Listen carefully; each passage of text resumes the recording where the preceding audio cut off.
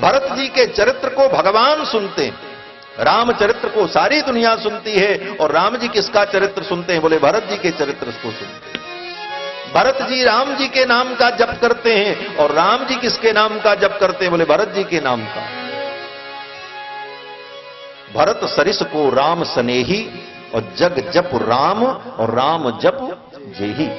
सारी दुनिया राम जी का जप करती है, और राम जी भरत जी का जप करते हैं।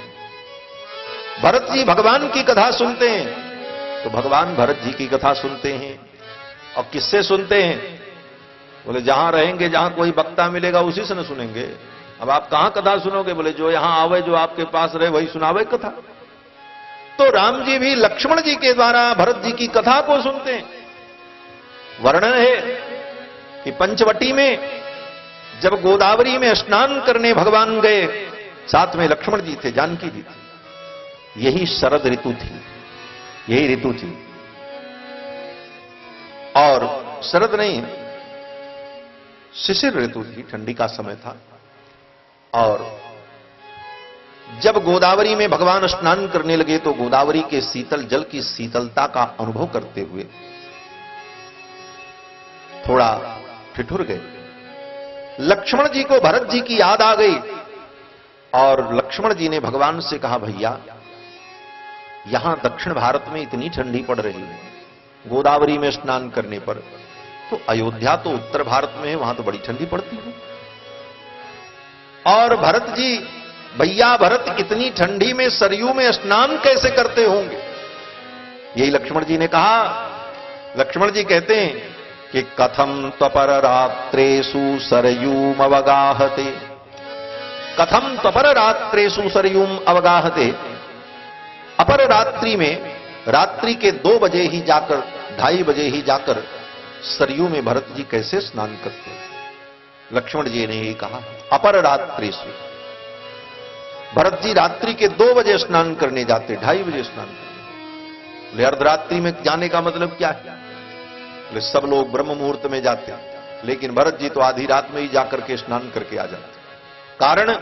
बोले भरत जी का भाव है कि ब्रह्म मुहूर्त में जब लोग स्नान करने जाते हैं, ऋषि मुनि महात्मा लोग, ब्राह्मण लोग, गृहस्थ लोग, उस समय अगर मैं भी स्नान करने जाऊंगा तो सवेरे सवेरे लोग अपने घर से निकलेंगे तो पहले मेरा मुंह देखेंगे, और मेरा मुंह देखते ही उनके जीवन में उनका वो दिन अमंगल हो जाएगा।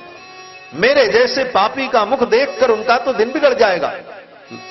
संसार में व्यवहार होता है, जिसको लोग अपराधी समझते हैं, पापी समझते हैं, उसके विषय में कहते हैं सवेरे सवेरे इसका मुंह देख लिया, अब क्या होगा?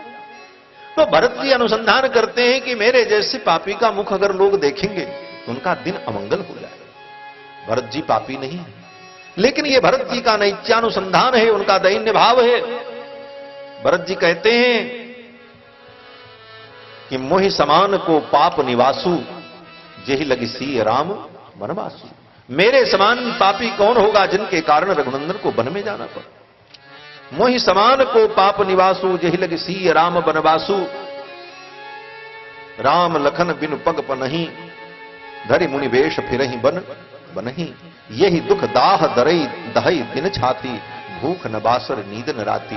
भरत जी कहते हैं कि मेरे पाप के कारण ही प्रभु को वन में जाना पड़ा, क्योंकि जब अयोध्या में चर्चा होती, लोग कहते मंथरा के कारण राम जी को वन में जाना पड़ा। नाम मंथरा मंदमती दासी कई कई केरी, अजस पिटारी ताहि कर गई गिरामती फिर। मंथरा के पाप के कारण, मंथरा की कुबुद्धि के कारण राम जी को वन में जाना पड़ा। किसी ने कहा नहीं, केकई के कारण वन में जाना पड़ा, केकई ने वरदान मांगा। तीसरे ने कहा नहीं, दशरथ जी ने वरदान दिया, दशरथ जी चाहते तो ऐसा न होता, दशरथ जी के कारण राम जी वन में गए। कुछ लोगों ने कहा न केकई न मंथरा न दशरथ जी, राम जी स्वयं अपने वनगमन में कारण है। बोले वो कारण क्यों है? बोले वो गए क्यों? उन्होंने कोई अपराध तो किया नहीं। उनको इसका प्रतिवाद करना चाहिए था, प्रश्न करना चाहिए था कि निरपराध को आप वन में क्यों भेज रहे हैं। लेकिन राम जी ने एक बार भी नहीं पूछा, चले गए, तो दोष राम जी का। लेकिन जब भरत जी से पूछा गया कि राम जी के वनगमन में दोषी कौन है, तो भरत जी कहते हैं किसी का दोष नहीं। न मंथराया न च मातुरस्य, न मंथरा का दोष है, न मां केकई का दोष है। दोषो न राज्ञो न च राघवस्य, न दशरथ जी का दोष है न रघुनंदन का दोष है। बोले फिर किसका दोष है? भरत जी कहते हैं मत पाप में वात्र निदानमासीद वन प्रवेशे रघुनंदनस्य, मेरा पाप ही रघुनंदन के वन गमन का कारण। मोहि समान को पाप निवासु जेहि लगी सी राम वनवासु। तो भरत जी सोचते हैं कि मैं प्रातः काल अगर स्नान करने जाऊं तो मुझ पापी का मुख देख करके लोगों का दिन अमंगल हो जाए, इसलिए भरत जी अपना मुख किसी को दिखाना नहीं चाहते। रात्रि में, अर्धरात्रि में जाकर के सरयू में स्नान करते हैं। ये बात लक्ष्मण जी को मालूम है और लक्ष्मण जी भगवान से कहते हैं गोदावरी के तट पर पंचवटी में कि कथम तपर रात्रेषु सरयूम अवगाहते, भैया भरत इस ठंडी के दिन में अर्धरात्रि में सरयू में कैसे स्नान करते? इतना कहते कहते लक्ष्मण जी के मुख से एक बात निकल गई। जब व्यक्ति अधिक बोलता है ना तो कुछ चीज न चाह करके भी उससे बोला जाता है। ये बहुत कम ऐसा होता है कि अधिक बोलने वाले के अंदर कोई दोष ना आवे। वैसे लक्ष्मण जी में कोई दोष नहीं है, ये तो प्रसंग बस मैं कह रहा हूं। अत्यधिक बोलने वालों से कुछ न कुछ गलती हो ही जाती है। अत्यधिक बोलने वाला व्यक्ति कहीं न कहीं अपनी प्रशंसा करता है। अत्यधिक बोलने वाला व्यक्ति न चाह करके भी दूसरे की निंदा करता है। अत्यधिक बोलने वाला व्यक्ति न चाह करके भी झूठ बोलता है। ये स्वाभाविक होता है। और इतना न हो तब भी कुछ दोष आता है। बोले जो अंगगत विकार होते हैं, उसको वाल्मीकि रामायण में भगवान श्री राम ने कहा है क्या? बोले जो नहीं होना चाहिए ऐसी एक्टिविटी होती, उसको भी दोष माना गया। बहुत लोग बोलेंगे तो अच्छी भी बात बोलते रहेंगे लेकिन बार बार आंख चमकाते रहेंगे, ऐसे ऐसे करते रहेंगे। ये सब असामान्यता, यह भी दोष माना है। कोई भी बात कहना तो उसमें एक शब्द बार बार बोलते रहना। हाँ तो भैया समझे कि नहीं समझे? सब समझा रहे हैं, बार बार कह रहे हैं समझे कि नहीं समझे? तो ऐसे तकिया कलाम का प्रयोग करना, ये सब बहुत बोलने वालों की गलतियां होती हैं। क्योंकि हनुमान जी महाराज जब भगवान के पास आए तो हनुमान जी ने बहुत देर तक भगवान से बात की, लेकिन हनुमान जी से कोई गलती नहीं। भगवान बड़े प्रसन्न हुए। लक्ष्मण जी से कहा लक्ष्मण ये बड़े बुद्धिमान लगते हैं, इतनी देर तक इन्होंने बात किया लेकिन इनसे कोई गलती नहीं भाई। राम जी जैसे परीक्षक बैठे हो और गलती न पकड़ी जाए तो गलती हुई नहीं तो पकड़ी कहां से जाए? तो राम जी क्या कहते हैं? बोले बहुव्याहर्तानेन न किंचित अपशब्दितम, इतनी देर तक बात करने के बाद भी इनके मुख से कोई अपशब्द नहीं निकला। इसका मतलब बोले ऐसा बोलने वाला कौन हो सकता है? बोले ना ऋग्वेद विनीतस्य ना यजुर्वेद धारिणः, जिसने ऋग्वेद न पढ़ा हो, जिसने यजुर्वेद न पढ़ा हो, जिसने सामवेद न पढ़ा हो और जिसने व्याकरण शास्त्र का कई बार गहन अध्ययन न किया हो, वह व्यक्ति ऐसा संभाषण नहीं कर सकता। ये प्रमाण पत्र भगवान ने हनुमान जी को दिया। तो बहुत बोलने पर कभी कभी कुछ ज्यादा निकल ही जाता है। ये बात अलग है कि हनुमान जी महाराज अपवाद स्वरूप हैं। तो लक्ष्मण जी महाराज भी बोल रहे थे, तो बोलते बोलते लक्ष्मण जी एक बात कह गए। कर रहे थे भरत जी की प्रशंसा, और भरत जी की प्रशंसा करते करते कथम तपर रात्रेषु सरयूम अवगाहते, ऐसा कहते कहते भरत जी के मुख से निकल, लक्ष्मण जी के मुख से यह निकला कि भैया भरत ने संसार की उस लोकोक्ति को मिथ्या कर दिया। कौन सी लोकोक्ति? बोले संसार में एक लोकोक्ति है। लोकोक्ति माने कहावत, एक मान्यता। बोले क्या मान्यता है संसार में? बोले मान्यता यह है कि बेटा बेटी जो पैदा होते हैं तो बेटा के अंदर मां के अधिकतम गुण आते हैं और बेटी के अंदर पिता के अधिकतम गुण आते हैं। ये मान्यता है, अनादिकाल की मान्यता है। इस मान्यता की चर्चा वाल्मीकि रामायण में महर्षि वाल्मीकि ने की। तो लक्ष्मण जी कह रहे प्रभु ये जो सनातन मान्यता है कि मां के गुण पुत्र में आते हैं और पिता के गुण बेटी में आते हैं, लेकिन भैया भरत के अंदर मां के एक भी गुण नहीं आए। मां के कई के अंदर जो कपट जो चतुराई थी वो भैया भरत में नहीं है। ये कहने का तात्पर्य अर्थात पिताजी के सारे दिव्य गुण भैया भरत में आए, ये लक्ष्मण जी कह रहे हैं। इस कहने में भरत जी की प्रशंसा है, भरत जी की महिमा है, लेकिन सूक्ष्म बुद्धि से विचार करो तो इस कथन में एक काम गड़बड़ भी हो रहा है। बोले क्या गड़बड़ हो रहा है? बोले मां के कई की निंदा हो रही है। भाई भरत जी के कहने का यही तात्पर्य है कि भरत जी को, लक्ष्मण जी का कहने का यही तात्पर्य है कि भरत जी के अंदर मां के कोई गुण नहीं आए, पिता के सारे दिव्य गुण आए। और भरत ने संसार की इस लोकोक्ति को मिथ्या कर दिया कि पिता के गुण बेटी में आते हैं और मां के गुण बेटे में आते हैं। इस लोकोक्ति को भैया भरत ने झूठा कर दिया। इसमें कहीं मां का नाम नहीं लिया, न कोई निंदा के शब्द थे, लेकिन संकेत मां की ओर है कि मां के जो ऐसे अवगुण हैं वो भरत में नहीं आए। एक प्रकार से मां के कई की निंदा हो रही, न चाहकर न समझकर अनजान में लक्ष्मण जी के द्वारा ऐसा हुआ और भगवान से रहा नहीं गया और भगवान ने तुरंत लक्ष्मण जी को डांट दिया, लक्ष्मण अगर तुमको बोलना नहीं आता है तो चुप रहो, मेरी मां की निंदा मत करो। नते मध्यमांबा तातो गर्हितव्या कदाचन, मेरी जो मध्यमांबा है, केकई जी मध्यमांबा है, मझली मां है। भगवान कहते हैं नते मध्यमांबा तातो गर्हितव्या कदाचन, मेरी मध्यमांबा की तुम निंदा मत करो, उनकी आलोचना मत करो। लक्ष्मण जी को डांट दिया। और इतना कहने के बाद भगवान श्री राम ने कहा, लक्ष्मण तुम मेरे परम प्रिय भाई भरत की कथा सुनाओ। भगवान श्री राम ने लक्ष्मण से यही कहा, तमेक्ष्वाकुनाथस्य भरतस्य कथाम कुरु। लक्ष्मण जी से भगवान कहते हैं, लक्ष्मण तम इक्ष्वाकुनाथस्य, मेरे भाई भरत जो इक्ष्वाकु कुल के नाथ हैं, अयोध्या के युवराज हैं, भरतस्य कथाम कुरु, उन भरत की कथा मुझे सुनाओ। ऐसा कहकर भरत जी के प्रेम में भरत जी का स्मरण करके भगवान श्री राम विलाप करने लगे कि भगवान के चरित्र को गाकर, गुण को गाकर, कौन ऐसा प्राणी है जो तर नहीं गया।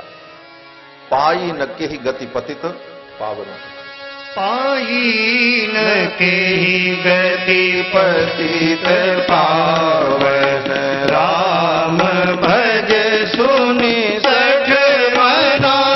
पाई न के ही गति पतित पावन, राम भज सुनु सठ मना। कणिका अजामिल व्याध गीत, जाति खल तारे घना। कणिका अजामिल व्याध गीत, जाति खल तारे घना। आबीर जवन की रात खस, तो पचार अति अगरूप से। रघुवंश भूषण कही नाम बारक देवी पावन, होई राम नमामि ते। कही नाम बारक देवी पावन, होई राम नमामि ते। रघुवंश भूषण चरित यह नर, कहि सुनहि जे गावहि। रघुवंश भूषण चरित यह नर, कहि सुनहि जे गावहि।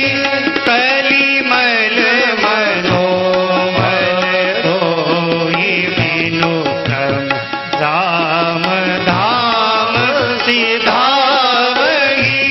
कलिमल मनोमल होई बिनु क्रम, राम धाम सिधावहि। पाई न केहि गति पतित पावन, राम भज सुनु सठ मना। सुनु सठ मना, सुनु सठ मना। श्री गोस्वामी जी महाराज रामायण के अंत में, मानस के अंत में यही निवेदन करते हैं कि भगवान का भजन करके, भगवान के चरित्र को सुनकर, भगवान के नाम का उच्चारण करके किसको गति की प्राप्ति नहीं हुई। और यही बात श्री सुखदेव जी महाराज श्रीमद् भागवत महापुराण में कहते हैं कि किरात हूणांध्र पुलिंद पुलकसाह आभीर कंका यवना खसादयः एन्ने च पापा यदुपास्त्रयास्त्रयाः शुध्यन्ति तस्मै प्रभविष्णवे नमः। इसी श्लोक का अक्षरशः पद्यानुवाद श्री गोस्वामी जी महाराज ने मानस में किया। श्री सुखदेव जी महाराज कहते हैं किरात हूणांध्र पुलिंद पुलकसाह। किरात, हूण, पुलिंद, पुलकस, आभीर, खस, स्वपच, यवन, ये जितने हैं जिनको वैदिक यज्ञ यागादि कर्मों में अधिकार नहीं है, ऐसे प्राणी भी भगवान का भजन करके, भगवान की कथा सुनकर, भगवत चरित्र को सुनकर अपने मन को भगवान में लगाकर शुध्यन्ति तस्मै प्रभविष्णवे नमः। कहां है माइक पर बोलो? विनोद कहां है? एकदम से सब ढीले का है, क्या मतलब है? कैसे झमझम कर रहा है?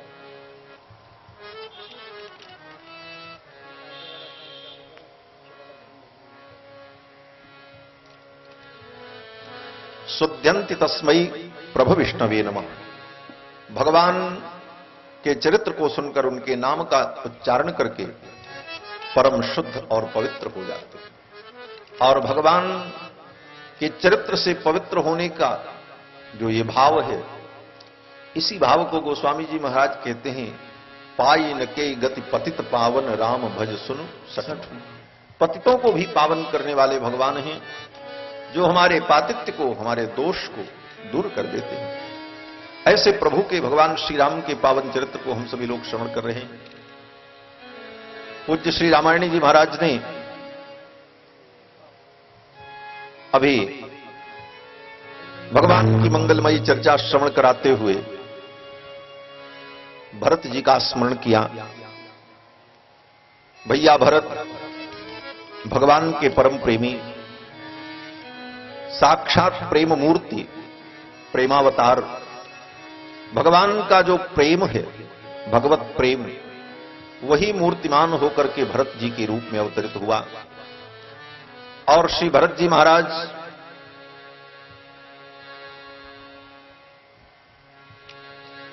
सारी दुनिया भगवान के चरित्र को सुनती है, और भगवान अपने भक्त के चरित्र को सुनते हैं।